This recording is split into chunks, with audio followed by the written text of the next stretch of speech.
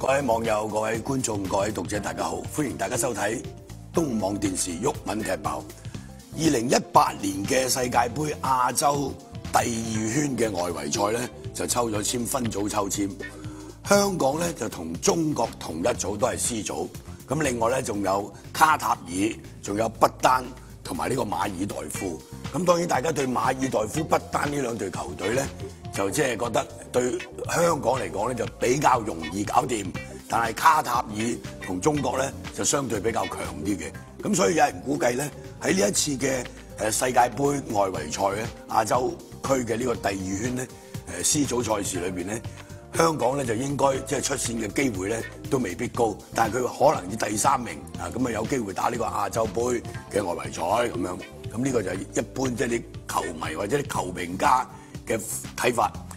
嗱，香港同中國咧喺呢一個 C 組賽事裏邊咧，佢有兩場咧就會對壘嘅，一個咧就係9月3號，咁啊主場咧就係中國啦，北京啦。咁啊另外一場咧就係11月嘅。嗱11月17號呢場咧就香港主場，咁當然大家個焦點咧就會擺喺呢場嗰度噶啦。咁香港究竟有幾多人啊就去即係支持香港隊咧咁啊？咁而家咧武鬥未開始啊，要9月3號，但文鬥咧就已經開始咗啦。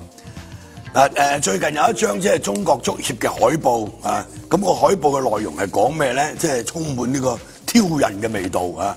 咁喺網上咧就已經係瘋傳㗎啦。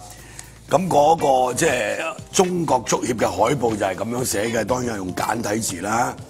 咁啊大字標題咧就係不輕視任何對手。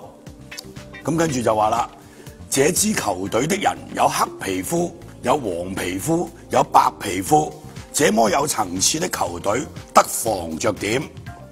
然後中國對中國香港主場2015年9月3日，客場2015年11月7日。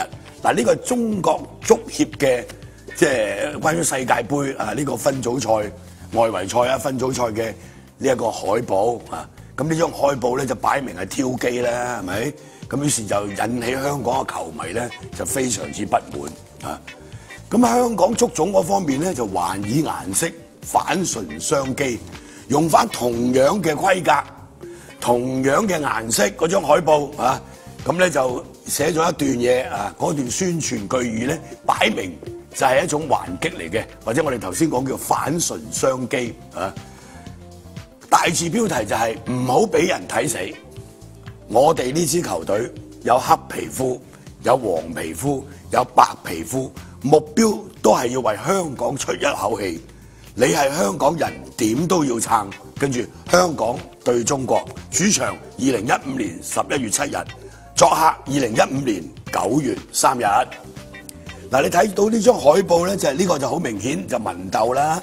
咁但係中國足協就挑釁先嘅。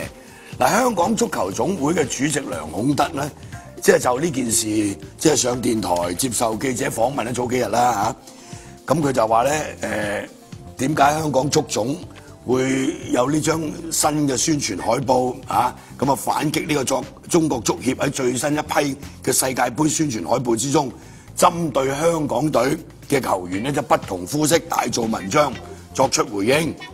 咁梁孔德就覺得好客氣。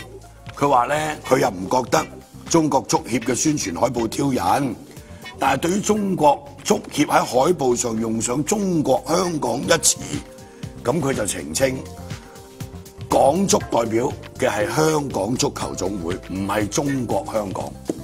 嗱，呢一種講法咧，咁即係如果對於嗰啲所謂愛國愛港分咗頭嘅人嚟講咧，都可以能覺得你梁孔德就真係唔係愛港愛國喎，係咪？或者你唔係愛國行先喎？咁但係事實上，香港足球代表隊佢真係代表香港足球總會噶嘛？咁啊香港就冇一個叫中國香港足球總會啊嘛？呢個事實嚟噶嘛？基本上係。咁你好啦，而家一國兩制係嘛？咁其實香港參加好多國際組織都係單獨用香港嘅名義嘅喎。譬如呢個即係呢個所謂 Asia Pacific 啊，即係亞太經合係嘛？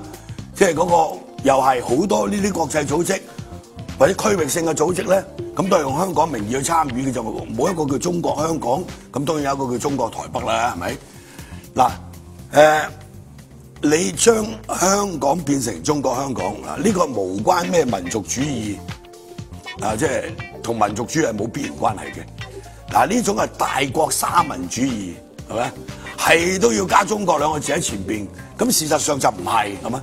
咁有啲人話：喂，你香港足球總會，哇，好大膽喎！咁人哋講事實啫，係咪？即係中國足協以個海報以中國香港嚟形容香港隊係咪挑釁呢個中港矛盾咧？咁當然如果你問梁孔德問香港足球總會主席，咁佢梗係唔會覺得呢一個係一個挑釁啦，係咪？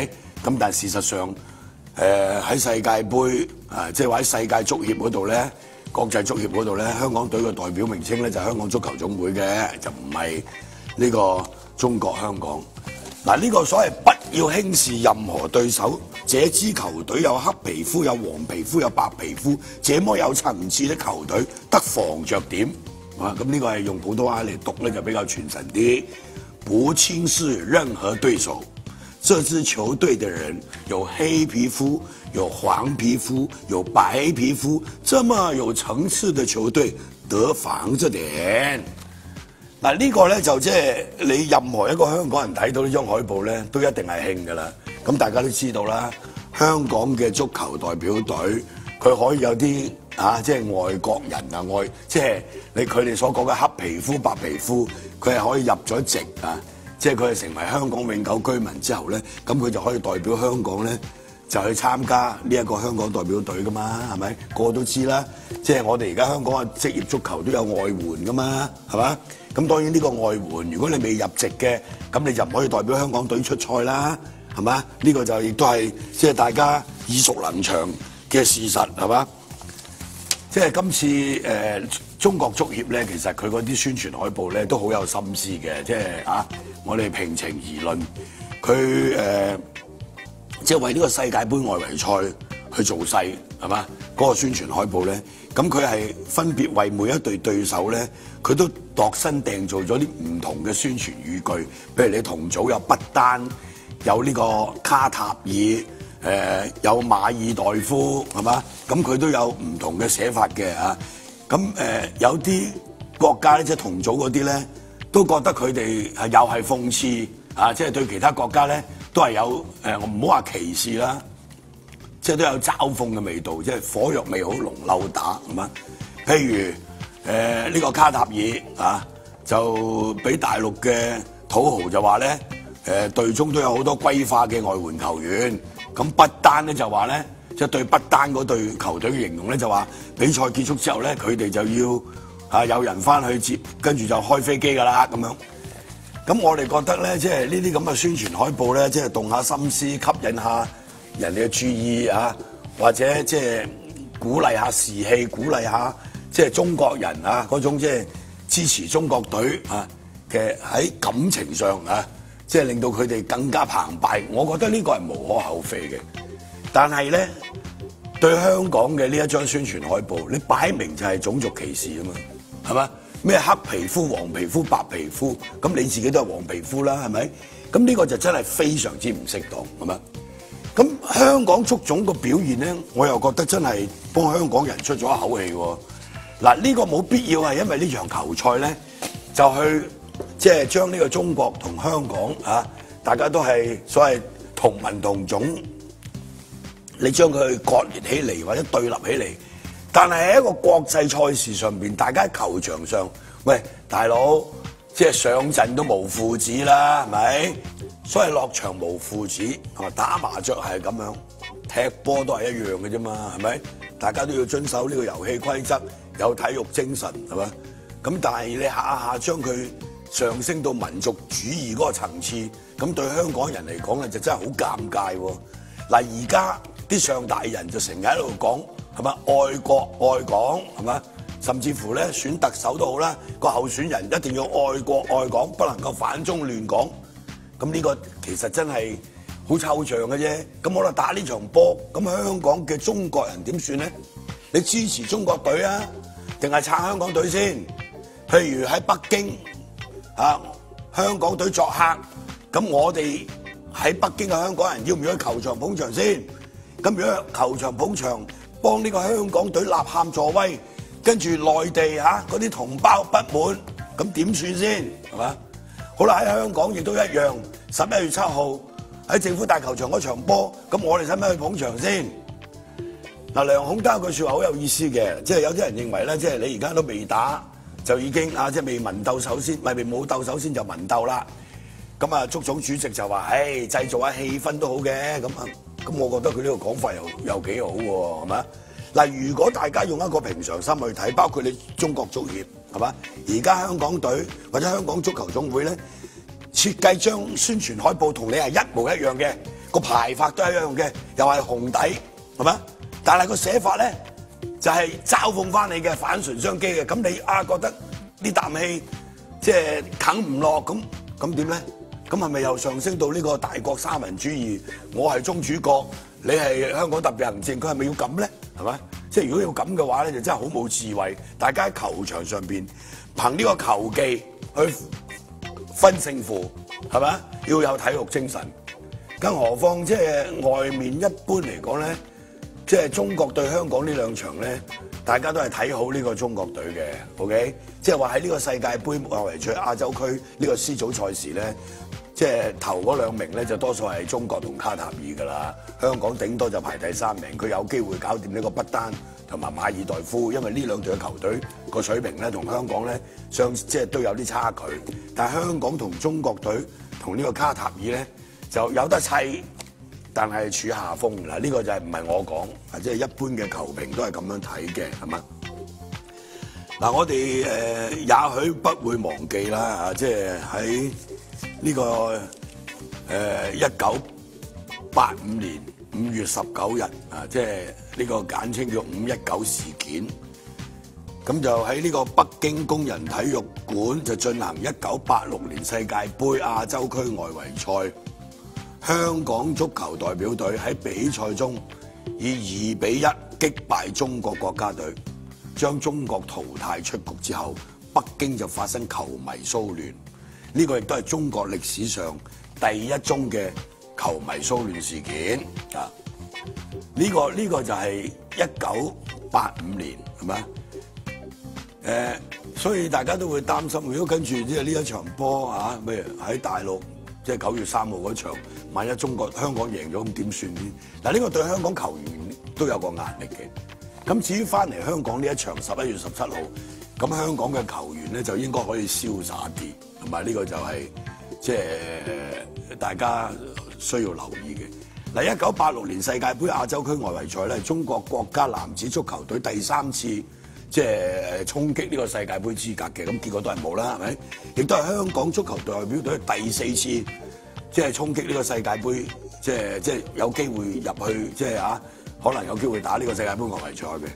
咁在此之前，即係86年之前咧。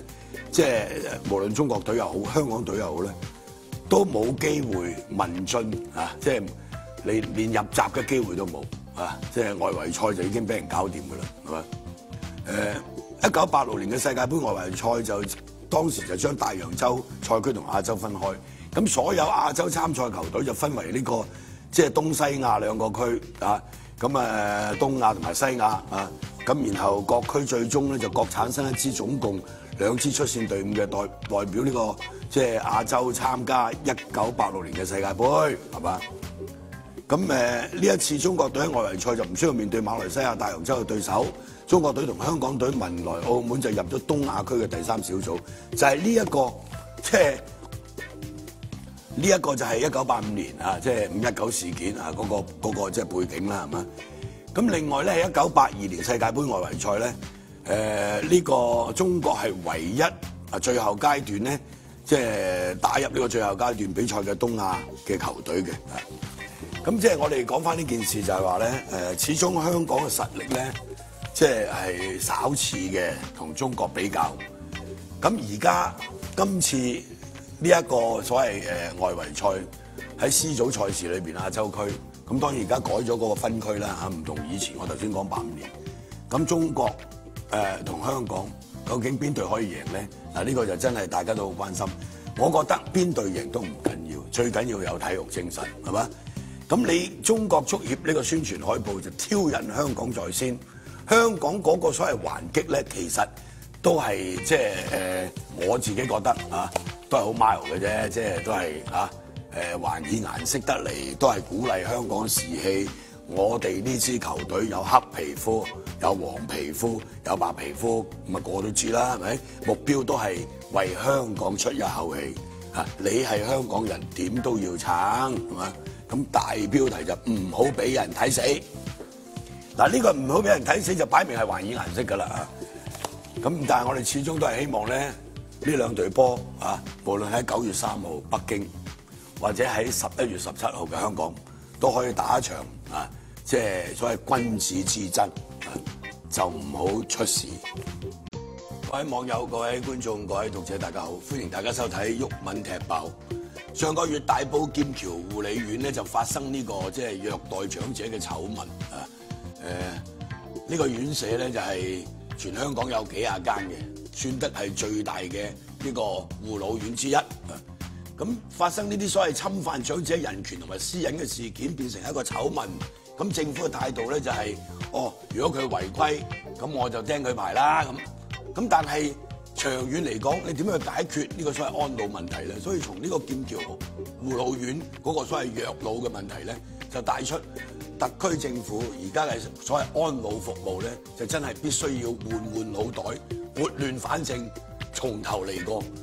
喺呢一個月嘅8號，立法會嘅立法會嘅福利事務委員會咧，咁就代表社福界嘅議員咧，就提出一個建議，就要開設一個長者服務計劃未來發展事宜嘅小組委員會，即係話喺立法會福利事務委員會嘅下邊咧，就整一個叫做長者服務計劃未來發展事宜小組委員會，咁就希望咧可以即係為政府呢個安老服務咧嘅改弦更張就提供意見。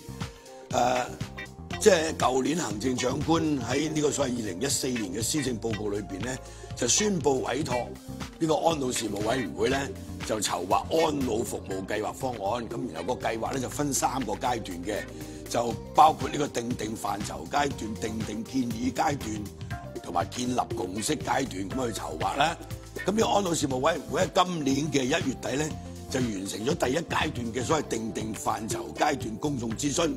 就並且喺參考安老服務計劃，即係呢個研究顧問團隊所整理嘅分析第1階段意見之後咧，就確定喺今年嘅3月11號就進行第2個階段嘅工作咁亦都即係喺今年嘅6月至到8月咧，就會開成20場焦點小組同埋5場公開論壇嘅形式，再進行3個月嘅公眾諮詢，係嘛？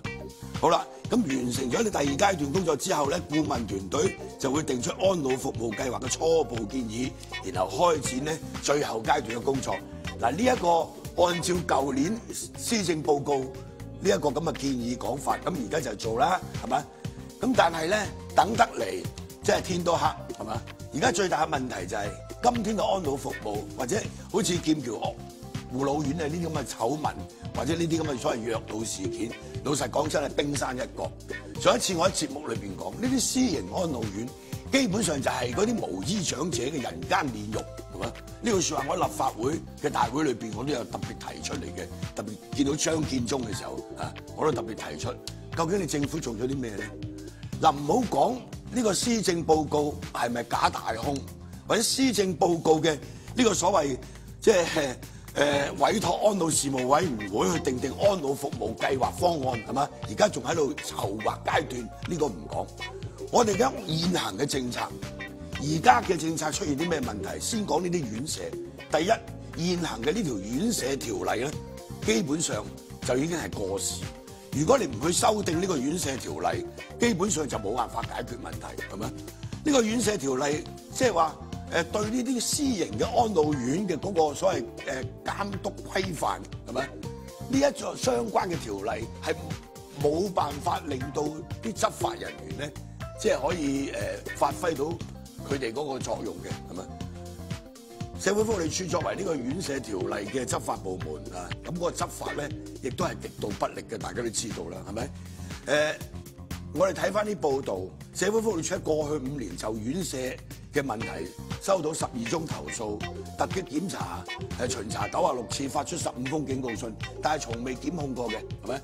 咁你即係睇到呢啲所謂院舍違規事件就唔係短期裏邊發生嘅事情，一直以來都有，但係社會福利署係冇嚴正去執法。固然一方面可以歸咎佢執法不力、人手不足，另外一方面最重要嘅就係你個院舍條例已經過咗時，如果你唔修訂呢啲相關嘅條例，基本上係冇辦法解決問題。第二咧就係而家你嗰個輸入外勞嚟做嗰啲護理員，係咪令到嗰個即係私營安老院嗰個服務質素係下降，而且呢啲所謂護理員咧，即係個流失率亦都非常之高。咁當然就同人工低有關啦。你人工又低，係咪？又要外勞，咁你話呢啲護理員去照顧嗰啲即係晚年無依無靠啊，即係奉獻即係呢個社會一生，但係晚年體弱無依無靠，係要即係冇辦法自我照顧嘅，亦都欠缺呢個家人嘅支援，係嘛？跟住要去住院舍，咁你要得到呢啲護士啊、護理員嘅照顧，而你啲護理員嘅質素咁低，係嘛？咁大家可以想象啦，係咪？過去都發生過呢啲私營安老院，即係啲派錯藥事件，係嘛？有啲老人家入邊要定期食藥嘅，每日都要食藥嘅，咁佢自己照顧唔到自己，咁你要派藥俾佢食，好啦，派咗啲唔啱嘅藥俾佢食又有，係嘛？呢個係一個最重要嘅，即係對私營安老院嚟講咧，做個最重要嘅一個困難，就係話你真係人手不足。好啦，你而家用呢啲外勞，嗰個即係安老服務嘅質素咧，又急劇下降，係嘛？另外就係即係流失率好高，因為人工低，係嘛？好啦，再嚟一個即係現況實際嘅情況要解決係咩咧？就係嗰個資助院舍嘅嚴重不足。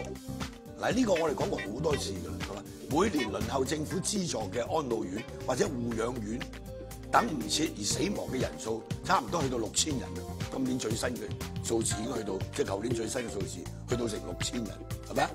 咁你話啦，呢個好明顯就睇到嗰個資助院舍不足，係嘛？另外，而家出現嘅安老問題係咩咧？就嗰個社區嘅支援唔夠。而家政府成日強調我哋要搞即係家居同埋社區照顧，唔係淨係靠院舍嘅。咁但係呢個家居照顧負責照顧老人家嗰啲，有冇津貼俾佢咧？佢津貼幾多錢咧？係咪夠唔夠佢即係足以話放棄份工，然後喺屋企去照顧個老人家咧？又或者社區照顧？呢個社區照顧而家就睇到個情況就係嗰個支援係嚴重不足，係咪？嗱，所以唔好話要即係做啲咩長遠嘅計劃，係都唔好講。而家現行嘅安老政策，你唔去改善係冇得搞嘅，係咪？所以你舊年嗰份施政報告講嗰啲嘢，到而家都仲喺度籌劃階段，係咪？張國柱即係作為呢個社會福利界嘅立法會嘅代表，咁佢建議開始呢個長者服務計劃未來發展事宜小組委員會，咁即係希望喺立法會個層面裏邊咧，一路都可以及實而家成個安老服務嘅進程，或者將來有啲咩發展嘅空間，然後啲立法會議員咧提供意見。咁啲民選嘅立法會議員咧喺地區上邊咧，經常都會即係有啲長者服務嘅。譬如我自己喺九龍西區、深水埗、紅磡，我每個月都有長者生日會，幫啲長者定期量血壓、驗眼，睇有冇白內障，咁又揾人資助佢哋去做白內障等等呢啲。咁過去我哋一直都做好多呢啲長者服務，即係好深刻體會到嗰個長者嗰個困難啊嘛。體弱多病，冇人照顧，被逼住院舍。咁我哋每一日咧都接觸好多呢啲個案，有啲咧我哋都盡量想辦法同社會福利署溝通，係嘛？睇下可唔可以幫佢哋解決問題。所以我哋睇到好多即係呢一啲所謂晚來無醫，即係晚年無醫嘅長者嗰種凄涼苦困，係嘛？自己諗下自己都會老㗎嘛，係咪？咁你話呢啲咁嘅私營安老院點處得嘅啫？好啦，你張國柱提呢一個建議，咁舊年行政長官亦都有一個報告，係嘛，寫到天花龍鳳。喂，呢啲我哋都暫時唔講住，你搞掂咗而家先，係咪？而家現行嘅政策係出現好多問題，法例又過時，係嘛？基本上一個老人家啊，即係對個社會奉獻一生，到咗晚年有啲咁嘅境遇咧，即係呢個真係好悲哀嘅一件事情。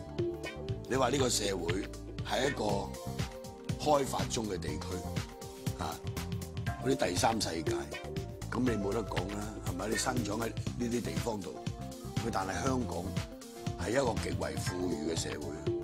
我哋而家個人均收入係超過4萬蚊美金嘅，啊，即係人均嘅 GDP， 我係屬於發達地區。而家最大嘅問題係咩？政府而家成日就係叫做有一種咁嘅管治嘅哲學係咩咧？盡量要降低嗰個所謂長期性嘅支出，係咪？嗰啲永久性嘅支出就最好盡量減少，係咪？經常性嘅支出要減少，然後嗰啲一次過嗰啲就可以撥啲咩基金啊，搞呢啲，即係政府唔肯去承擔呢一個責任。即係我哋到而家都拗晒頭，點解呢啲所謂安老服務要由個自由市場決定，而唔係政府用一個即係即係話收稅收嘅公營服務，係咪啊？即係等於公眾醫療啫嘛。點解安老服務唔係一個所謂公營服務咧？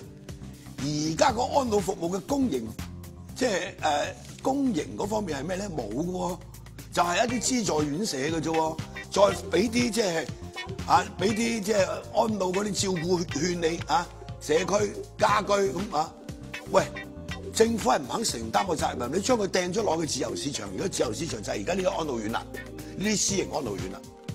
好多嘢都係嘅，用者自負，係嘛？政府就唔肯承擔一個所謂長期性嘅支出、經常性支出，佢唔肯承擔。因為呢個胡鬚曾咧就成日話俾你聽，10年之後我哋會有結構性赤字。嗱，呢個係整個政府嗰個所謂管治嘅思維嘅問題。嗱，我哋撇開嗰啲好即係學術性嘅討論，究竟呢個係一個左派嘅政府、右派嘅政府，係嘛？即係好似英國咁樣啊。如果工黨執政咧，佢就會加多啲社會福利，係嘛？政府咧就會即係有好多嘢就公用事業，政府就去經營，係嘛？咁好啦，保守黨執政嘅時候咧，我就行資本主義，係嘛？一定係要經濟發展行第一，係嘛？跟住就有個滴漏效應滴落嚟咧，就照顧啲窮人啊。咁但係通過選舉，人民去決定個政府究竟即係。要將個國家變成呢個福利國家，因為將個國家變成一個即係資本主義高度發達，一定係經濟即係好發達嘅國家咧。咁呢個係由人民嘅選票決定。嗱，香港咧喺基本法寫明資本主義制度50年不變。嗱，當初寫呢個資本主義制度50年不變，個意思係咩咧？就係話咧要令到香港嘅人心穩定，嗱，不實行大陸嗰套社會主義。咁但係呢個其實唔通噶嘛，係咪？唔通嘅道理就係咩咧？喂，你冇可能喺一個憲法憲制性嘅文件寫明一定要實行資本主義，咁而家咪市場經濟即係永遠排第一，係嘛？其實有啲地方你去重新分配資源嘅時候，就一定牽涉到呢啲咁嘅爭論。究竟所有嘅嘢都推出自由市場好啊，定係即係有啲一定係稅收嘅公營服務咧咁樣？譬如安老服務，究竟係應該掟出自由市場啊，定係呢一個公營服務啊？醫療究竟係掟出自由市場，定係一個稅收嘅公營服務？嗱，呢個其實可以討論，同埋唔一定係要一刀切嘅，係咪？但係而家嘅情況就係咁啦，啊，乜嘢都即係自由市場，稅收嘅公營服務咧就盡量減少，咁啊出現咗而家睇到嘅問題，係嘛？呢個就係成個政府嗰個管治嘅思維嘅問題。所以我哋睇到而家嗰個安老服務咁樣咧，其實政府係一個好大嘅責任嚟嘅。頭先講嗰啲都好似好理論嘅嘢，咁但係事實上政府嘅管治思維一去到政策嘅層面，就係出現呢啲咁嘅問題，呢啲咁嘅毛病。講翻呢個所謂院舍老人院舍嘅問題，而家政府要做嘅咧就係第一，你對於呢啲違規嘅呢啲院舍，一定要嚴厲執法，就係釘佢牌。你不能夠投鼠忌器，我釘咗佢牌之後，我冇去邊度揾位俾佢去照顧嗰啲長者咧，住喺呢啲院舍嘅長者咧，呢啲冇得講噶啦，你一定係政府承擔嘅責任。第二咧就係要檢討呢一個院舍條例，你要修訂法例嘅，係嘛？第三咧就係要即係話定一啲所謂罰則，呢一啲咁嘅院舍違規嘅話，你一定要提高嗰個罰則。仲有就係頭先所講嘅長遠計嘅，你係要去規劃呢個長期護理服務啊嘛。另外就要取消即係今年9月要推行嘅長者住宿照顧服務券，係嘛？嗱，呢一個咧就係政府已經講咗暫時擱置嘅，但係我哋認為咧取消佢呢啲資源，等喺增加資助院舍嗰度。最後一點咧，我自己覺得呢個長期護理服務咧係不能夠私營化。當然呢個係好大爭議嘅，政府未必肯做嘅。嗱，你去到而家計算下，去到2041年咧，全香港65歲以上嘅長者人口去到256萬，佔香港總人數大約30%。當中70歲以上嘅長者咧就去到204萬。政府就會用一個數字嚟恐嚇你。喂，大佬，如果我將佢變成一個稅收嘅公營服務，咁政府嘅財政負擔咧就真係即係好沉重，係嘛？但係其實正因為我哋睇到喺未來呢20-30年嗰個人口老化嘅危機，而家更加應該做一個長期嘅規劃，係咪？政府要承擔最大嘅責任。各位網友、各位觀眾、各位讀者，大家好，歡迎大家收睇《毓民踢爆》。嗱，今日係6月17號，特區政府咧就會將2017年呢個行政長官嗰個所謂選舉方案咧，就提交俾立法會去審議同埋表決啊。咁啊，在此之前咧，即係1個禮拜左右啦啊。咁啊，大部分嘅人咧都係抱持一個相對即係對政改能否獲得通過咧，抱持一個悲觀嘅態度。咁啊，政府當局咧呢個政改3人組之首咧，政務司司長林鄭月娥喺見晒嗰啲所謂泛民主派嘅議員之後啊，除咗2個冇去俾佢見之外啊，即係唔肯見佢之外，一個就係范國威，一個就叫黃毓民，就唔同林鄭月娥見面。其餘嗰25個咧都有見咗面嘅，見咗面嘅結果咧，佢就話咧呢個政改獲得通過嘅機會咧就相當渺茫，因為大家都知道。政改方案咧，根據基本法嘅規定，一定要得到立法會2/3多數嘅議員嘅支持，咁呢個政改方案先至得到通過嘅。咁啊，70個人嘅議會，全體議員啊，講明係全體議員嘅2/3。嗱，嗰個數嘅計算方法就係，即使你有5個病咗，有6個冇出席，咁加埋有11個不在席，係咪？咁你就剩翻。呢個譬如59個人啊，咁就唔係59個人嘅2/3，唔係在席議員嘅2/3。根據基本法規定咧，就係呢70個議員嘅2/3。咁換言之咧，就至少都要有47票咁你先至可以令到呢一個議案得到通過嘅。咁而家建制派咧，除咗呢個大會主席曾鈺成之外咧，就得42席，係嘛？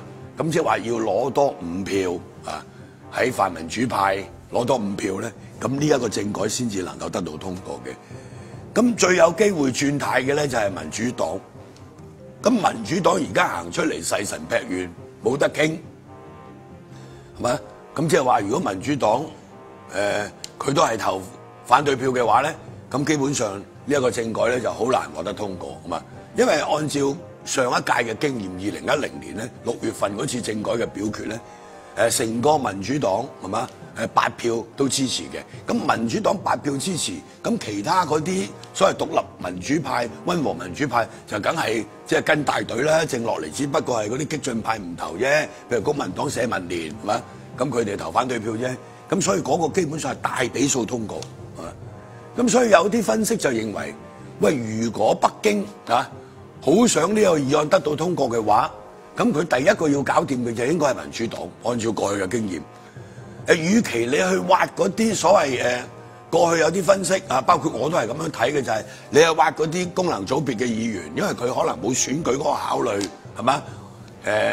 民主派啲功能組別嗰啲單頭嘅議員冇政黨嘅，佢又唔需要參加直選嘅，咁嗰啲可能有機會會支持呢個政改，係嘛？你遊說到佢支持政改，咁但係嗰度嚟講，你挖到4、5票，咁萬一走甩1、2票，咁咪又係死得，係咪？而且呢一個政改方案咧，如果通過票數唔係大比數嘅，係掹掹緊47票咁樣通過嘅話咧，將來嗰個即係爭議咧，仍然係非常之大嘅。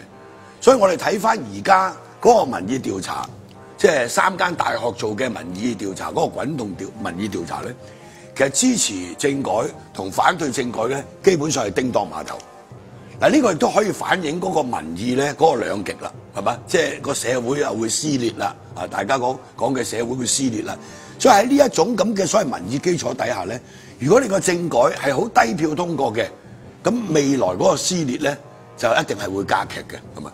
咁呢個就係即係有啲人會擔心出現嘅問題啦。另外即係民主派當然佢就會講呢個特首嘅認受性低啦，係咪？或者如果呢個政改咁低票通過，咁於是亦都可能喺選舉期間就會出現呢個投白票運動啦。投白票，如果個白票嘅數目幾乎係接近呢個當選票數嘅數目嘅話，咁呢一個行政長官即使係普選產生，基本上已經係個合法性同認受性咧，就打過一個好大嘅問號。呢個都仲其次，對個社會個衝擊係非常之大，咁啊，因為你即使有普選都好啦，竟然有1/3嘅人，或者唔好1/3、1/4嘅人去投白票嘅，咁就代表係嘛？呢個投白票再加上即係其他嗰啲，當然反對嘅意見，如果去到一半嘅話，咁你係咪可以有一半人投白票咧？呢個當然就喺投選舉嘅行為嚟講咧，就係另外一樣嘢嚟嘅，係嘛？你做民意調查支持或者反對政改咧，咁就叮當馬頭。但到去投白票嘅時候，即係話對呢一個政改即係投白票，或者對個候選人投白票咧，我諗嗰個即係投票嘅行為咧，就係另外一種計算嘅方式啊。咁就唔可以用呢一個比例嚟計啊。所以個白票咧可能係20多個%，係嘛？如果去到30幾個%嘅話，咁呢個當選嘅即係所謂行政長官嗰個認受性就自然係成疑啦，係咪？係一個疑問嚟嘅啦。好啦，政改極有可能係被否決。咁否決咗呢個政改之後咧，有啲人就建議，喂，你政府即係一條咁重要嘅法案。得唔到2/3嘅多數嘅通過，咁之前又經過協商講個數都唔得，係嘛？咁喺基本法裏邊都有規定，即係話如果立法會拒絕通過政府提出嘅財政預算案或者其他重要嘅法案，經過協商仍然不能取得一致嘅意見，行政長官就可以解散立法會。咁所以有啲人就話，喂，政改方案都符合基本法嗰個所謂重要法案，咁你要得到2/3通過，嗰係重要法案啦。咁呢一條話立法會拒絕通過財政預算案或者其他重要法案，經過協商之後仍不能取得一致意見，行政長官可以解散立法會。嗱，所以有人建議，咁你可以解散個立法會。嗱，解散個立法會就要重選㗎咯喎，係嘛？嗱，重選嘅立法會，如果又繼續否決呢個方案，咁就應該係個行政長官落台。咁但係重選嘅立法會係支持呢一個方案嘅，咁咪 OK 咯，係嘛？咁呢個係一個建議，即係話如果政改被否決之後，即係而家喺網上好流行一句説話叫然後咧，咁即係做完而家咁樣，如果咁樣咁然後咧咁呢個然後咧就係話跟住點咧？如果被否決之後，咁有人認為你可以解散立法會，咁當然。要冒一個危險就係解散咗立法會之後，仍然係否決你呢個政改方案，咁個行政長官就真係要落台噶咯，按照基本法係嘛？咁又要重選行政長官，咁我覺得政府就唔會用呢一個方式，反為政府會有一個即係同建制派合作啊，或者利用民意就搞呢個票債票償運動，邊個否決政改方案嘅係咪？下次選舉就踢佢出去立法會，唔好俾佢當選。嗱，呢個咧，我覺得呢種訴求咧，個訴求嘅對象係啲選民，係嘛？呼籲啲選民做一個即係咁嘅決定，我覺得都係 OK 嘅。點解咧？因為等於調翻轉，係嘛？你嗰啲否決政改嘅嗰啲政黨都可以呼籲啲人，係咪啊？即係投票踢走嗰啲支持政改嘅人。咁呢個家家有求，冇乜所謂嘅。政治就係咁樣噶啦，係咪？咁另外有一種分析就係話，通過政改對個社會有啲咩好處咧？係咪？否決政改對個社會有啲咩壞處咧？咁嗱，而家我遇到嘅一啲即係各黨派人士嗰個睇法咧，大部分都係打定輸數，認為呢個政改咧係多數不能獲得通過。咁但係大部分人都覺得冇咩大不了，天也不會塌下來，係咪？有啲人甚至話：你哋反對小圈子選舉噶嘛，咁而家繼續小圈子選舉咯，係嘛？咁但係比較客觀理性嘅睇法就係，如果你繼續呢個小圈子選舉，咁你就俾所謂激進派咧有更大嘅抗爭空間。對於啲溫和民主派嚟講，佢哋更加即係有機會俾呢個激進派所謂捆綁。嗱，呢個就係有一種睇法。其實即係小弟今日只係做一個分析，不代表個人意見啊。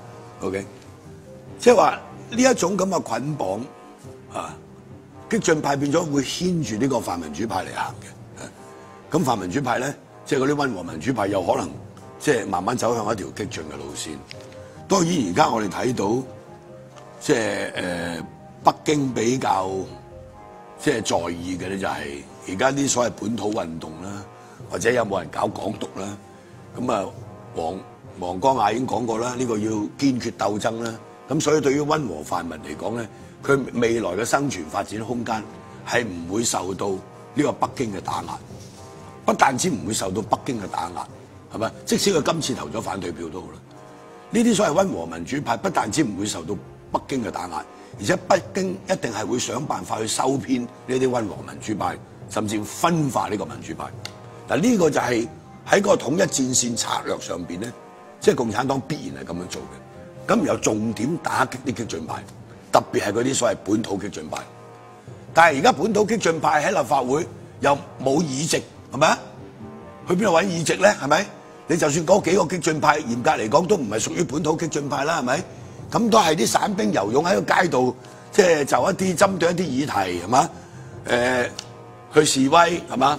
光復社區行動啊，驅蝗呢啲啊，咁呢啲行動喺社會上面都唔係一個主流，亦都引起好大嘅爭議。喺未來嘅選舉，即係呢一種訴求嘅組織或者個人，佢可唔可以喺個選舉裏邊取得議席咧？亦都係一個相當大嘅問號，係咪？喺呢個泛民主派同建制派夾攻之下，你呢啲所謂本土激進派邊是有空間啫？係咪？如果你喺未來嘅選舉攞唔到席位嘅，咁你有咩影響咧？咁呢個亦都係有一啲人覺得即使你去打壓佢，係嘛？或者要嚴厲打壓佢，喺目前呢個階段咧，即係你只會為佢增加更多嘅即係支持，係嘛？你會令到適得其反。咁所以如果政改否決咗之後咧，就亦都可能成個政治光譜咧，特別係泛民主派嘅政治光譜咧，又可能有進一步拉闊啲，係嘛？有一啲年青嘅嗰啲本土派可能會參加區議會選舉啦，參加明年嘅立法會選舉啦。咁但係多數都係輸嘅。咁但係去咗2020年，佢係咪會即係呢一啲組織係咪會壯大咧？你就要睇而家成個泛民主派陣營喺未來呢幾年，喺後政改時代，當呢個政改被否決之後，佢哋究竟做啲咩嘢？會唔會就呢幾年就直情唔喐，放棄咗個政改，冇去繼續爭取，定係專注喺呢個民生嘅問題去爭取，即係主流民意嘅支持，係嘛？咁呢啲咧就係而家呢啲屬係主流泛民咧，包括民主黨、公民黨同埋工黨咧，佢哋而家議會3個黨加埋有16個議席，佢哋要必須即係思考嘅問題，係咪？你繼續走個溫和路線啦，抑或行一條比較激進嘅路線啦，咁啊，抑或即係穩執揭中啊，攞條中間路線咧，咁啊即係佢哋自己必須要面臨一個即係思考啊，呢個思考咧就一定係要好審慎嘅。對整體香港嚟講，否決政改同埋呢個政改通過咗啊，兩個結果對成個香港社會，即係我覺得佢唔會產生一個好大嘅衝擊，無論邊種情況都好。即使話有啲人而家好擔心，如果個政改過咗之後喺立法會裏邊嗰啲議員都出唔到門口啦，包圍立法會啦，咁老實講啊，警方一定用龐大嘅警力，好容易搞掂你啦，係咪？即係79日佔領都搞掂你啦，係咪？喺立法會包圍係咪？而且而家限制地方淨係個示威區，你有幾多人呢？係咪？俾你幾萬人好未啊？係嘛？即係政府都好容易搞掂，基本上係即係按照過去喺佔領運動期間警察發揮嗰種即係。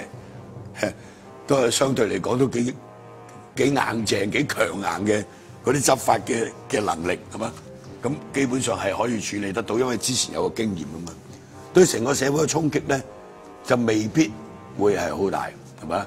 但係短期裏邊，短期呢3幾年係嘛？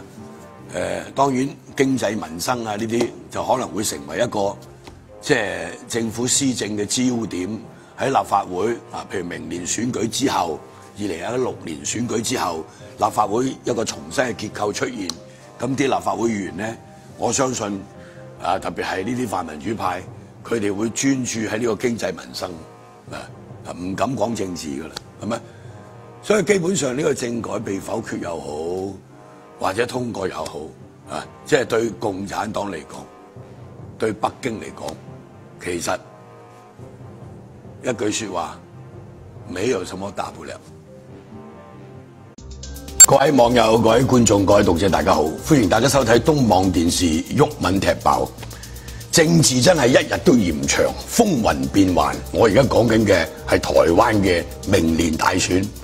嗱，洪秀柱係立法院嘅副院長，一直以來都被視為所謂義軍嘅人物，即係屬於喺國民黨黨內即係排喺2線左右，但係佢義軍突起呢個義咧就係變異嘅義，頭先講嗰個義咧就係一義嘅義，義軍突起。嗱，國民黨喺舊年9合1選舉之後，可以話即係面臨一個低迷垂死嘅一個狀態。大家對於呢個2016年嘅總統大選同埋立法院嘅選舉咧，都抱持相當悲觀嘅心態。好啦，去到總統選舉呢一個部分，喂，呢個係關乎國民黨作為執政黨可唔可以維持呢個執政權嘅，係咪？但係跛腳鴨嘅馬英九冇辦法力挽狂瀾，因為舊年嘅選舉，佢作為黨主席輸咗呢一場選舉，受到重挫之後咧，佢就要辭去黨主席嘅職務，而黨主席咧就由新北市嘅市長朱立倫擔任。朱立倫就話要改革呢一個國民黨。眼前最重要嘅就係明年嘅大選，包括總統大選同埋立法院嘅選舉。而家喺立法院即係國會咧，國民黨仍然係過半數嘅議席，係咪？然後個政權仍然喺你國民黨嘅手。但係到咗2016年年頭之後，或者年中開始，即係話5月20號，明年嘅5月20號新嘅總統就職，咁你成個就變天啦，係咪？有啲人就估計民進黨會執政啦。咁而國會嘅選舉咧，國民黨都可能保唔到過半數嘅議席。喺呢種所謂低迷垂死嘅狀態之下，咁你全黨係咪應該團結一致？大家係咪將個希望寄託喺朱立倫嘅身上，睇佢點帶領呢個國民黨即係向前邁進，係咪？但係呢一個2016大選，似乎大家都好似無心戀戰，係咪？馬英九就處於一個看守狀態啊！無論佢嘅能力或者職務，佢都冇辦法力挽狂瀾嘅啦，係咪？至於黨主席即係朱立倫，就因為自己嘅政治前途啊，即係作最大嘅考慮，於是咧就消極退縮啊，不敢應呢個蔡英文嘅鋒芒，係咪？即係唔敢挑戰呢個蔡英文，諗住輸緊嘅。咁好啦，佢就備戰。王金平咧就因為受到黨內嘅一個質疑，因為佢過去係關稅嘅風波又好，或者佢自己立法院裏邊咧，令到國民黨就算係國會多數黨都好啦，都冇辦法幫政府將一啲法案咧喺呢個國會裏邊咧係可以好順利咁推動呢個法案得到通過，係咪？咁有人認為佢就即係騎牆派啦，係咪？咁所以佢呢種中意搞權謀嘅人，又一樣受到質疑。咁邊個出嚟選呢？係咪？洪秀柱作為立法院嘅副院長，佢自己單人匹馬，係咪？即係而家咧就出現咗情況，就係經過幾日前嗰個民意調查嘅結果咧，佢已經係破磚而出，因為佢係國民黨黨內初選唯一一個參與嘅人，係咪？但係咧有一個所謂防磚機制，雖然得佢一個人可以得到呢個黨員嘅連署，成為呢個國民黨總統大選嘅黨內初選嘅唯一一個參選人，但係都要經過一個民意調查。如果呢個民意調查包括對比嘅意思咧，就係話同蔡英文嗰個對比，係咪？咁蔡英文同佢嗰個對比咧，嗰個即係結果咧就冇公布嘅。咁但係據我哋所了解咧，即係睇到即係台灣一啲消息咧，就話兩個相差咧就係大約係5-6個百分點，就喺嗰個所謂民意調查嘅誤差範圍之內。洪秀柱得到46%嘅即係所謂民意調查嘅支持，係嘛？3間民意調查公司做對比嘅調查，同埋關於佢個人嗰個支持度嘅調查，咁佢衝破咗國民黨黨內初選嗰個規定，係呢個所謂防磚機制。防磚機制嘅意思就係咩咧？如果得一個人去參選，係嘛？咁佢要衝過呢個30%嘅民意調查嗰個支持，係嘛？衝過呢一個門檻，破磚而出。咁佢先至可以成為呢一個總統候選人，係咪？如果唔係嘅話咧，就要由個黨去徵召黨內重量級嘅人。結果洪秀柱係衝破咗呢一個所謂破磚而出，攞到46%嘅支持度。不但止咁樣，而且佢同蔡英文嗰個差距咧，根據而家呢個調查，相差只係幾個百分點，係喺嗰個所謂民意調查嘅誤差範圍之內。有人認為呢一個洪秀柱旋風係可以令到低迷即係垂死嘅呢個國民黨嘅明年嘅選情咧，可以有機會起死回生。即係呢一幾日，大家睇下台灣啲報紙又好，如果有機會去台灣啲即係電台節目、電視節目，一面倒曝光率最高邊個咧？就係洪秀柱。蔡英文最近訪美係嘛？即係選總統之前去一趟美國，見下美國啲朝野人士，解釋下佢嘅兩岸政策。因為美國人最關心嘅就係，如果你民進黨執政，咁呢個兩岸政策係咩咧？咁所以蔡英文咧就去咗一趟美國，係咪？亦都見下當地嗰啲台僑，係咪？將佢自己個兩岸政策就向呢個美國朝野咧就做一啲説明，係咪？據說處行咧，即係嗰個成果都非常之豐碩。咁呢個就作為佢選總統其中一個功課，但係最近呢一段時間喺台灣嘅傳媒風頭最勁嘅就係67歲嘅洪秀柱。嗱，洪秀柱同蔡英文咧兩個都係單身嘅女人，一個年紀比較大啲，一個年紀比較後生啲。但係而家個風頭竟然就係洪秀柱就勁過呢個蔡英文，所以我頭先話政治真係一日都嫌長。你點樣去估計到即係會變成咁樣咧？嗱，連日來台灣嘅嗰啲所謂親國民黨嘅各方面嘅人士紛紛行出嚟即係表示願意為呢個洪秀柱站台，包括啲退休將領啊、國安嘅高層啊，即係有啲人計過出嚟話要為呢個洪秀柱站台嘅將軍加埋咧超過100粒星，係嘛？仲有學者啦，係嘛？甚至藝人啦，係嘛？甚至有啲學者話願意為佢出謀獻策。嗱，點解？即係所有呢啲網絡嘅媒體，特別係藍軍嘅網絡媒體、社交媒體，係嘛？連串大家為呢一個洪秀柱造勢。嗱，其實喺舊年嘅選舉咧，嗰啲中間選民或者藍營嘅人士，基本上即係中間咧，或者中間偏藍嗰啲選民咧，冇咗個話語權，即係非常之鬱悶，係咪？馬英九執政嘅時代，明明係國會佔多數，係嘛？又掌握個行政權同立法權，但係好似在野小黨咁嘅，到處都撞板，成日俾人批評，係嘛？所以好多人非常之鬱悶。雖然台灣大家都知道藍綠嘅陣營都旗鼓相當，但係經過舊年嗰場選舉之後，嗰啲偏藍嘅選民或者中間偏藍嘅選民，可以講話非常之鬱悶。但係一見到呢個洪秀柱出嚟，咦，發覺有得搞喎，係嘛？所以大家就覺得，喂，有一個咁嘅洪秀柱出嚟挑戰呢個蔡英文，呢個未嘗不可。因為嗰啲偏藍嘅選民，佢覺得鬱悶嘅原因就係話，喂，俾人係咁話賣台，又辯解無力，係咪啊？唔敢理直氣壯，係嘛？台灣社會咧，即係民粹當道，是非混淆，係嘛？咁但係呢個洪秀柱敢言，佢話道德淪喪，民粹亡國，令到好多嗰啲偏藍嘅選民咧，即係深有同感。另外咧，洪秀柱花名叫小辣椒，佢即係敢言，係嘛？直言。佢喺呢個國民黨嘅中常會裏邊發表佢嗰個政見嘅時候，即係大家都睇到嗰種咁嘅態度，係嘛？理直氣壯，係嘛？冇扭扭零零，係嘛？佢願意為國民黨為佢嘅理想去做炮灰，都在所不惜。而且佢話明嘅，如果今次總統選唔到，係嘛？佢一定攞退，辭去呢一個即係所有嘅職務，亦都唔翻去立法院啊。咁有人就話認為呢啲係女中豪傑，係嘛？比較呢個國民黨黨內嗰啲所謂藍天王，包括朱立倫啊、王金平呢啲人喺度惺惺作態，係嘛？甚至為咗私利啊喺度計較啊！咁呢一個即係洪秀柱啊，雖然俾人話係呢個女版馬英九啊，話呢個即係蔡英文，即係嗰個陣營就批評佢，就比呢個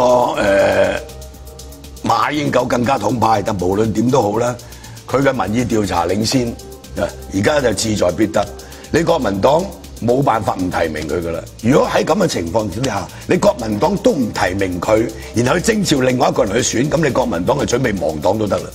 特別係啲基層黨員，幾乎係一面倒支持洪秀柱嘅。就正如我頭先分析個原因，大家鬱悶太耐，係嘛？你朱立倫又唔出嚟，王金平又唔出嚟，王金平出嚟都可能會引起好多爭論。咁你至少你朱立倫作為國民黨嘅主席，應該當仁不讓行出嚟，但係連小英你都怕咗佢，係咪？咁事實上喺新北市市長選舉，你都贏過呢個小英嘅啦。咁而家台灣咧就日日都喺度講噶啦，小辣椒炒空心菜，空心菜就蔡英文呢個係佢花名，係咪？空心菜就即係我哋廣東人講嘅甕菜，係咪？小辣椒嚟炒呢個空心菜，咁呢一場兩個女人嘅戰爭咧，明年2016年就可以睇得到。咁對台灣成個民主政治發展嚟講咧，亦都有正面嘅意義，係咪？如果係呢兩個人去選，咁就篤定台灣啊，即係呢個中華民國會出現第一位女性總統，係咪？咁美國都話希拉里去選都有機會，美國出現史上第一位呢個女性總統。希拉里仲話佢係史上最年輕嘅女性總統。嗱，其實台灣成個政治發展大家都睇到，雖然而家總統係一人一票選舉產生，國會又全面係由一人一票選舉產生，冇篩選嘅，係嘛？咁但係自從李登輝即係掌握呢個國民黨嘅政權以來，或者做主席以來，甚至佢推動民主都好啦，佢都係中意搞啲權謀、政治權謀，係嘛？厲害嘅盤算，咁啊，所以政治謀略永遠係排第一嘅，乜都假。所以政治人物嗰個所謂權謀或者嗰種計算咧，就令到好多即係老百姓睇到咧，真係即係覺得非常之討厭，係嘛？爾虞我詐，係嘛？講大話唔使眨眼，係嘛？嗰啲所謂清高者，譬如好似馬英九，自命清高，就領導無方，係嘛？管治又無能，係嘛？但係其他嗰啲，譬如你宋楚瑜又好，王金平又好，俾人睇到就係全部都係以自利、自私自利、權謀行先，係嘛？嗰把口就為國家利益、為黨嘅團結，實際上就係往自己嘅利益做一個計算。洪秀柱嘅出現，正好即係俾大家覺得，喂，台灣呢種咁嘅政治發展係咪可以少一啲陰謀詭計，多一啲人性嘅光輝或者人性嘅純真呢？嗱，呢個係台灣啲選民啊，好多選民一個期待嚟嘅。所以洪秀柱佢話以民粹，即係啲民粹誤國咧，道德淪喪。雖然呢種講法好多即係自命進步嘅人咧不以為然，但事實上台灣嗰個民主政治發展嘅過程裏邊，特別係啲媒介可以即係肆口情説係嘛，即係乜都得係嘛？甚至有啲人認為有言亂政，肆口情説，但係畢竟係一個言論自由嘅社會，但係即係變咗啲政客就太多權謀計算、陰謀詭計一大堆。而家出現一個清流係嘛，咁大家嘅諗法就唔一樣。仲有兩個女人嘅比較，兩個都係單身係嘛？蔡英文係富家女係嘛？呢一個洪秀柱佢話我係有史以來最窮嘅總統候選人係嘛？所以喺台灣即係嗰個民主政治發展嘅過程裏邊出現呢啲所謂俗流，咁忽然間有一個清新可喜嘅即係又有啲辣味嘅小辣椒出現，咁台灣嘅民眾咧就自然即係有所期待。所以最初大家覺得洪秀柱去選就輸硬嘅，係嘛？而家嘅情況就有少少唔同，即使輸都可能輸得好近，係咪？對於洪秀柱嚟講，佢輸唔緊要，因為喺佢參選嘅過程裏邊突顯咗一樣嘢：政治唔一定係搞權謀，政治唔一定係搞陰謀詭計，政治都可以講理想，可以好純潔，係咪？咁當然呢個係理想嚟嘅，係咪？講到底，政治都唔係人搞嘅啦，係咪？講親搞政治就真係咩污糟邋遢手段都出晒，係咪？為咗保持權力或者爭奪呢個權力，係咪？佢乜嘢辦法都可以用嘅，係咪？一定係損人利己，係咪？一定係陰謀詭計，係咪？絕對唔可能光明正大。所以對於洪秀柱旋風，係咪？甚至乎綠營有啲人都認為，佢擎天一柱。為呢一個國民黨去爭取呢一個勝利係非常之感動人嘅，甚至乎連民進黨嘅謝長廷都形容佢係有柯文哲嘅效應，好可能可以為呢個國民黨浴火重生。各位網友、各位觀眾、各位讀者，大家好，歡迎大家收睇東網電視《毓民踢爆》。喺呢個月嘅21號咧，港鐵就將會加價4.3%。咁喺禮拜二立法會嘅交通事務委員會裏邊咧，無論建制派又好，民主派又好，啲議員咧都炮轟呢個港鐵，係咪？炮轟佢咩咧？喺獲得即係龐巨盈利嘅情況底下，勁賺150幾億，都仍然要加價4.3%。咁由即係呢個運輸及房屋局嘅副局長竟然講咗一句，呢一個港鐵加價係好事嚟嘅，反映香港經濟良好，係香港本身嘅福氣。嗱，我哋就真係聽唔明呢一位副局長呢句説話嘅邏輯。即係港鐵加價，我哋批評過好多次，但係喺交通事務委員會裏邊，官員接受呢個議員嘅質詢嘅時候，佢答覆問題呢種咁嘅態度同埋個答覆問題嗰個答案咧，喂，令人真係摸不着頭腦，係咪？都唔知佢喺度噏乜。佢話因為經濟而家好啊嘛，係咪？可加可減經濟係呢個可加可減嘅機制就睇呢個經濟啊嘛。咁你經濟好，咁咪加價咯。咁即係都反映咗香港嘅福氣咁。即係呢種講法咧，可以用4個字嚟形容，叫語無倫次。而家大家質疑你港鐵係咩咧？就係話你呢個所謂可加可減機制，連續咁多年以來，即係話兩鐵合併以來咧，07年到而家，連續2年都啟動呢個所謂可加可減嘅機制嚟增加車費，係咪？嗱，呢一次嘅加幅係歷來即係07年到而家嘅第2高。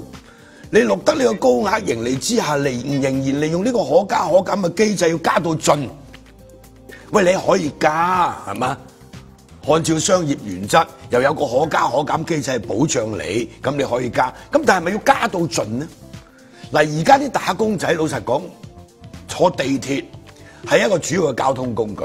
住喺新界嗰啲要坐呢個九鐵係咪？係一個主要嘅交通工具嚟嘅。OK， 呢啲交通費咧，即係鐵路嘅交通費極其昂貴，係咪？嗱，當然佢係比較方便啲啦，大家都好清楚。但係又舒服啲啦。啲人以前話係咪？方便就方便，舒服就未必啦。因為而家每一班車你朝頭早翻工擠到爆，你等3、4班車你先上到車嘅。你話係咪真係方便？即係呢個真係估下，但係車費咧就非常之昂貴。作為一個公共交通運輸系統，係咪？你喺獲得即係錄得呢個即係龐巨嘅盈利底下，你都仍然要根據可加可減嘅機制去加到盡，呢個係冇道德，係咪？呢一個公共交通運輸機構仲係政府佔咗70%以上嘅股份，係咪？雖然佢已經係私有化，係咪？但係政府係大股東，係咪？你係咪要負一啲社會責任，係咪？唔係一個純粹嘅商業機構嚟㗎嘛，係咪？所以呢個可加可減機制，愛嚟作為藉口，其實連啲建制派都唔滿意嘅。做過九鐵主席嘅田北辰就直情即係話呢個港鐵係非常之孤寒，係嘛？因為加百幾億，咪即係呢個增加百幾億嘅有百幾億嘅盈利，係嘛？只係攞5億嚟做乘車優惠，咁田北辰就話呢個叫孤寒，係嘛？其他嗰啲建制派嘅議員係咪都批評呢個政府啊，對呢個港鐵咧係監管不力嗱。當然啦，呢個運房局嘅副局長喺交通事務委員會去回答呢個議員嘅問題嘅時候，係嘛？當然就係講到一嚿嚿㗎啦，係咪？我頭先話嘅佢話呢個係香港嘅福氣，咁佢嗰個講法咧其實就係咁樣嘅嗱。如果經濟唔好嘅時候咧，係都可以減價嘅。咁你係咪想香港經濟唔好啊？咁而家經濟好先加你價啊嘛，咁嗱呢種咁嘅邏輯咧，就係坐喺個冷氣房辦公室，不吃人間煙火，係嘛？高薪厚祿，係咪？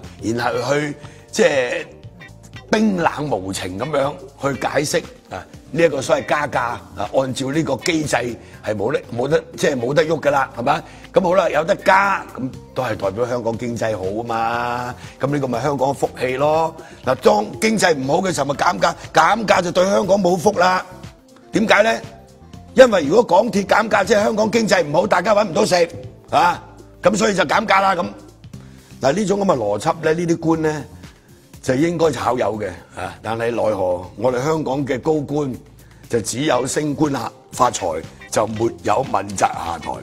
嗱，我哋講翻轉頭，而家嗰個所謂可加可減嘅機制咧，冇計呢個企業盈利啦，冇計嗰個市民嘅負擔能力等等嘅因素啦，仲有嗰個物價指數，你睇下而家如果你租屋住嘅租金咁昂貴，加上交通費，仲有而家你就算出去食嘢，係嘛？而家嗰啲所謂單頭嘅茶餐廳就買少見少，係嘛？屋邨咧就全部變晒領匯，啊！你想飲杯奶茶10蚊樓下嘅，你就發夢冇咁早，係嘛？以前喺深水埗仲有10蚊樓下嘅一碗叉燒飯，而家揦埋一個午餐或者一個套餐都講緊幾十蚊，40、50蚊，係咪？再加埋呢啲昂貴嘅交通費，再加埋租，你話啲打工仔點捱咧？係咪？所以你呢個可加可減嘅機制，你話而家經濟好啊，咁所以我就可加啦，係咪？咁經濟唔好嘅時候，我咪減咯，係咪？咁而家經濟好，咪代表香港好福氣啦。咁福咩氣咧？你嗰個經濟嘅成果，大部分嘅星斗市民根本冇辦法分享得到嘅，全部就係俾啲地產商納晒去，俾啲租金納晒去，係咪？有數得計噶嘛？而家係咪？所以呢啲係風涼話，呢啲係不吃人間煙火嘅講法，係咪？你作為地鐵嘅大股東，香港政府，你係咪應該發揮監察嘅呢個職能，要求港鐵承擔多啲社會責任，同埋檢討呢個可加可減機制，係嘛？冇計入呢個企業盈利啊、市民嘅負擔能力啊，甚至乎而家睇到嗰個物價高漲呢種咁嘅情況，係嘛？你要去調整呢一個所謂個機制咧，令個嗰個所謂票價係保持穩定，唔好年年都加。就算可加可減嘅機制對你有利，係嘛？大部分嘅時間你都係有機會加嘅，咁你係咪應該唔好加到盡等等呢啲？但係咧，即係好似政府嘅一啲即係福利制度又好啊，或者一啲撥款嘅制度都好咧，佢係一部機器嚟嘅，係咪？嗰部機器雖然由人去操作，但係都係一部冰冷嘅機器，係冇人性嘅，係嘛？即係電腦撳出嚟計到條數就係咁啦，係咪？有個算式嘅，有個方程式計到出嚟就照呢條數，咁就加幾多個 percent 啦，咁啊，咁佢又講到好似唔關佢事喎，因為係嗰部電腦係咪啊？係計算出嚟嘅，咁你鬧部電腦啦，係咪？咁但係個政策係人定噶嘛，大佬係咪？點解賴部電腦咧？係咪？所以喺呢種情況底下，呢個民怨即係不沸騰就非常之奇怪嘅一件事嚟嘅。仲有呢個港鐵，大家都知道啦。呢個所謂可加可減，你變成係只加不減，係咪？即係呢個機制本身就存在缺陷，所以一定就要即係話去檢討嘅。但係個檢討而家就得個講字喎，係嘛？呢個運房局嘅副局長就話：唉，咁都要俾啲時間佢哋嘅，係咪啊？要檢討係嘛？至於呢個港鐵方面嘅答覆咧，就話呢一個所謂可加可減機制嘅檢討係咪要提早咧？咁啊，港鐵正在研究當中，咁即係點啊？佢唔係好清楚話俾你聽。會唔會檢討呢個可加可減機制，而係研究之中。咁你研究得嚟又一年啦，係嘛？咁又繼續加價，係嘛？你大賺錢要加價，輿論都係一面倒噶啦，批評呢個港鐵噶啦，你冇盡社會責任，係嘛？同埋即係幾乎所有嘅輿論都認為你要檢討呢一個可加可減嘅機制，係嘛？對於普羅市民嚟講，呢個係一個主要嘅交通工具，但係俾市民嘅印象咧就係你年年加價，係嘛？因為你年年加價，我哋一啲辦法都冇。嗱，香港有啲所謂關注公共事業嘅呢啲咁嘅壓力團體，又發揮唔到作用，係咪？如果喺外國，就會有啲比較激進啲嘅行動，有啲人瞓路軌添啦，大佬係咪可以係咪？即係香港已經係一個相對比較溫柔敦厚嘅一個社會，即係香港市民就好似砧板上面嗰嚿肉，任你剁係咪？你講幾耐，成日講話要即係呢個修改可加可減機制，檢討可加可減機制，佢就真係左耳入，即係左耳入就右耳出，係咪？成日就話俾你聽，我有個機制，呢個機制咧係可加，亦都係可減。咁而家咧呢一個運房局嘅副局長負責監管呢個港鐵嘅呢個問責局，佢就話俾你聽咩咧加係好事嚟嘅，因為代表香港經濟好，即係佢喺度講佛偈。如果你想減咧都得嘅，經濟唔好嘅時候咁咪減咯。咁啊，大家都凄涼咯。咁你係咪想經濟唔好，大家都凄涼啊？嗱，即係嗰個言下之意就係咁解。你話佢講佛偈又得，你話佢語無倫次又得。個結論就係你係唔會關心呢一個民生疾苦，係咪？而家唔係講長遠嚟講要檢討呢個可加可減機制，而係應該立即檢討，係咪？即係立法會啲議員咧，似乎即係冇呢種咁嘅壓力。係嘛？冇加大個力度去鞭撻呢一個運房局，係嘛？大家行禮如儀喺個交通事務委員會，咁啊點都要攞出嚟講啦。因為6月21號就要即係加價啦。咁於是喺6月21號之前幾日就喺交通事務委員會裏邊擺一個議程，咁啊叫政府部門啲相關嘅官員，再叫埋港鐵嘅高層就坐喺度，俾啲議員發下炮。咁發完炮咧，發完炮一樣冇跟進嘅喎。到出年佢要加價嘅時候，又重新再發一次炮，係咪？我哋記得喺呢個幾個月前啦，即係《東方日報》。即係就呢一個應該係3月份啦嚇，我記憶冇錯嘅就3月份已經有篇社論，就批評呢個港鐵加價。嗰陣時就宣布將會喺6月21號加價。當時呢個《東方日報》嘅政論就係咁樣講嘅，佢喺公共交通工具之中，港鐵嘅盈利咧之多係世界罕見，但與此同時，港鐵就年年賺錢，年年加價，亦都係世上獨一無二。作為全球首屈一指嘅鐵路系統，港鐵有令人驕傲嘅地方，亦都有令人質疑嘅地方。解鈴還須繫鈴人，港鐵年年加價都引起極大嘅爭議，亦都係民怨源頭之一。港府就不能夠袖手旁觀，係嘛？當務之急就係檢討同埋改善可加可減機制嚟堵塞漏洞，唔好令到佢成為港鐵可以對市民如取如攜嘅工具，係嘛？嗱，呢個講法好清楚啦，係咪？3月份嘅時候，佢宣布加價嘅時候，係咪？即係就有咁嘅即係批評咁啊！但係無論政府也好，港鐵當局也好啊，佢睬你都傻啊！特別係政府作為港鐵嘅大股東，港鐵賺大錢，佢都有着數啊嘛，因為係咪？咁但係你個監管喺邊度咧？當然啲人又會同佢計數嘅，係咪？你話你有可加可減機制啊？你係商業機構，你要計算嗰個盈利，咁但係你嗰啲鐵路超支，咁又係我哋找數，咁點計咧？咁係咪應該為你嗰啲鐵路工程超支，就你自己嘔翻出嚟啦？係咪？咁好啦，你自己嘔翻出嚟，有啲人話又唔得，咁你政府佔70%乜？又係我哋嘅錢，係咪？所以你作為小市民，你係咪喺個砧板上邊，好似砧板上邊嘅肉嚟任你剁，係咪？仲有你在商言商，我加價。你吹咩？係咪在商言商啊嘛？咁嗰個政府嚟㗎嘛，大佬係咪？你唔好成日喺度講啊！我要注意呢個港鐵嘅經營環境啦，嚇，又要呢個未來嘅發展啦、股東嘅利益啦等等，係嘛？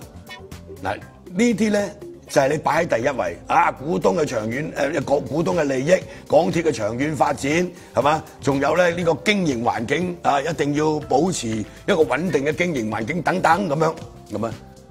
咁但係你就唔顧，喂而家即係百物騰貴係嘛？可加可減咪只加不減係嘛？然後小市民咧就即係個負擔加重，呢啲你就唔計啦係嘛？一般嘅商業機構係嘛？佢昧着良心發財不立品，咁我哋都冇辦法。奈佢唔何，最多唔幫襯佢嘅啫。